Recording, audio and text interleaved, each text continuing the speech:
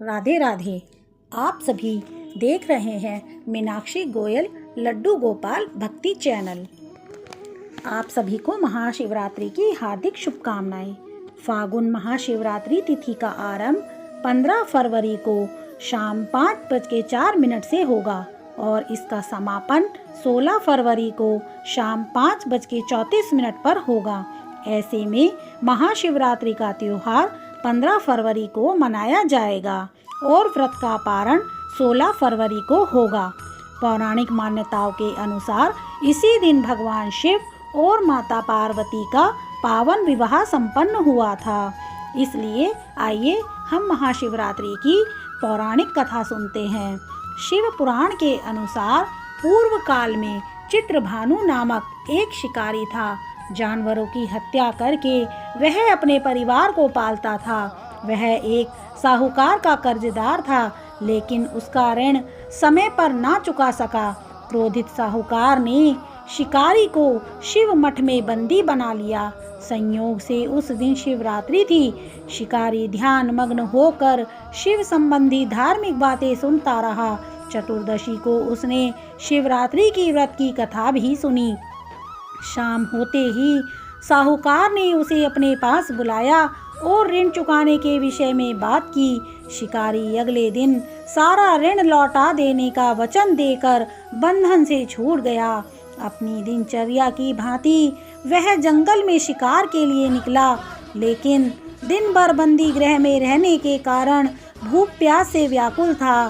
शिकार खोजता हुआ वह बहुत दूर निकल गया। जब अंधकार हो गया तो उसने विचार किया कि रात जंगल में ही बितानी पड़ेगी। वह वन एक तालाब के किनारे एक बेल के पेड़ पर चढ़कर रात बीतने का इंतजार करने लगा। बिल्व वृक्ष के नीचे शिवलिंग था, जो बिल्व पत्रों से ढका हुआ था। शिकारी को उसका पता न चला। पड़ाव बनाते समय उसने जो टहनियाँ तोड़ी वे संयोग से शिवलिंग पर गिरती चली गईं। इस प्रकार दिन भर भूखे प्यासे शिकारी का व्रत भी हो गया और शिवलिंग पर बिल्व पत्र भी चढ़ गए। एक पहर रात्रि बीत जाने पर एक गर्भिणी हिरणी तालाब पर पानी पीने पहुंची। शिकारी ने धनुष पर तीर चढ़ाकर ज्यों ही प्रत्यंचा खींची। हिरणी बोली, मैं गर्भिणी हूँ, शीघ्र ही प्रसव करूंगी। तुम एक साथ 2 जीवों की हत्या करोगे, जो ठीक नहीं है। मैं बच्चे को जन्म देकर शीघ्र ही तुम्हारे समक्ष प्रस्तुत हो जाऊंगी, तब तुम मुझे मार लेना। शिकारी ने प्रत्यंचा ढीली कर दी और हिरनी जंगली झाड़ियों में लुप्त हो गई। प्रत्यंचा चढ़ाने तथा ढीली करने के वक्त कुछ बिल्व पत्र अनायास ही टूटकर शिवलिंग पर गिर गए। इस प्रकार उससे अनजाने में ही प्रथम प्रहर का पूजन भी संपन्न हो गया। कुछ ही देर बाद एक और हिरणी उधर से निकली। शिकारी की प्रसन्नता का ठिकाना ना रहा। समीप आने पर उसने धनुष पर बाण चढ़ाया। तब उसे देख हिरणी ने विनम्रता पूर्वक निवेदन किया, हे शिकारी, मैं थोड़ी देर पहले ऋतु से निवृत्त हुई हूँ, कामातुर विरहिणी हूँ, अपने प्रिय की खोज में भटक रही हूँ। मैं अपने पति से मिलकर शीघ्र ही तुम्हारे पास आ जाऊंगी। शिकारी ने उसे भी जाने दिया। 2 बार शिकार को खोकर उसका माथा ठनका। वह चिंता में पड़ गया। रात्रि का आखिरी पहर बीत रहा था। इस बार भी धनुष से लगकर कुछ बेलपत्र शिवलिंग पर जा गिरे तथा दूसरे प्रहर की पूजन भी संपन्न हो गया। तभी एक अन्य हिरणी अपने बच्चों के साथ उधर से निकली। शिकारी के लिए यह स्वर्णिम अवसर था। उसने धनुष पर तीर चढ़ाने में जरा देर नहीं लगाई। वह तीर छोड़ने ही वाला था कि हिरणी बोली, हे शिकारी, मैं इन बच्चों को इनके पिता के हवाले करके लौट आऊंगी। इस समय मुझे मत मारो। शिकारी हंसा और बोला, सामने आए शिकार को कैसे छोड़ दूं?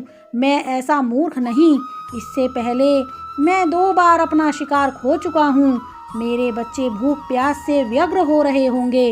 उत्तर में हिरणी ने फिर से कहा, जैसे तुम्हें अपने बच्चों की ममता सता रही है, ठीक वैसे ही मुझे भी है। हे शिकारी, मेरा विश्वास करो, मैं इन्हें इनके पिता के पास छोड़कर तुरंत लौटने की प्रतिज्ञा करती हूँ। हिरणी का दुख भरा स्वर सुनकर शिकारी को उस पर दया आ गई। उसने उस हिरणी को भी जाने दिया। शिकार के अभाव में तथा भूख प्यास से व्याकुल शिकारी अनजाने में ही बेल वृक्ष पर बैठा बेल पत्र तोड़ तोड़ कर नीचे फेंकता जा रहा था। पांव फटने को हुई तो एक हृष्ट पुष्ट मृग उसी रास्ते पर आया। शिकारी ने सोच लिया कि इसका शिकार वह अवश्य करेगा। शिकारी की तनी प्रत्यंचा देखकर मृग विनीत स्वर में बोला, हे शिकारी, यदि तुमने मुझसे पूर्व आने वाली 3 मृगियों तथा छोटे छोटे बच्चों को मार डाला है तो मुझे भी मारने में विलंब ना करो, ताकि मुझे उनके वियोग में एक क्षण भी दुख ना सहना पड़े। मैं उन हिरनियों का पति हूँ। यदि तुमने उन्हें जीवन दान दिया है तो मुझे भी कुछ क्षण का जीवन देने की कृपा करो। मैं उनसे मिलकर तुम्हारे समक्ष उपस्थित हो जाऊंगा। मृग की बात सुनते ही शिकारी के सामने पूरी रात का घटना चक्र घूम गया। उसने सारी कथा मृग को सुना दी। तब मृग ने कहा, मेरी तीनों पत्नियां जिस प्रकार प्रतिज्ञाबद्ध होकर गई हैं, मेरी मृत्यु से अपने धर्म का पालन नहीं कर पाएंगी। अतः जैसे तुमने उन्हें विश्वास पात्र मानकर छोड़ा है, वैसे ही मुझे भी जाने दो। मैं उन सब के साथ तुम्हारे सामने शीघ्र ही उपस्थित होता हूँ। शिकारी ने उसे भी जाने दिया। इस प्रकार प्रातः हो आई। उपवास, रात्रि जागरण तथा शिवलिंग पर बेलपत्र चढ़ने से अनजाने में ही पर शिवरात्रि की पूजा पूर्ण हुई। पर अनजाने में ही की हुई पूजन का परिणाम उसे तत्काल मिला। शिकारी का हिंसक हृदय निर्मल हो गया, उसमें भगवत शक्ति का वास हो गया। थोड़ी ही देर बाद वह मृग सपरिवार शिकारी के समक्ष उपस्थित हो गया ताकि वह उनका शिकार कर सके। किंतु जंगली पशुओं की ऐसी सत्यता, सात्विकता एवं सामूहिक प्रेम भावना देखकर शिकारी को बड़ी ग्लानि हुई। उसने मृग परिवार को जीवन दान दे दिया। अनजाने में शिवरात्रि के व्रत का पालन करने पर भी शिकारी को मोक्ष की प्राप्ति हुई। जब मृत्यु काल में यमदूत उसके जीव को ले जाने आए तो शिवगणों ने उन्हें वापस भेज दिया तथा शिकारी को शिवलोक में ले गए। शिवजी की कृपा से ही अपने इस जन्म में राजा चित्रभानु अपने पिछले जन्म को याद रख पाए तथा महाशिवरात्रि के महत्व को जानकर उसका अगले जन्म में भी पालन कर पाए। तो इस शिव कथा का संदेश यह है कि शिकारी की कथा अनुसार महादेव तो अनजाने में किए गए व्रत का भी फल दे देते हैं, पर वास्तव में महादेव शिकारी की दया भाव से प्रसन्न हुए थे। अपने परिवार के कष्ट का ध्यान होते हुए भी शिकारी ने मृग परिवार को जाने दिया।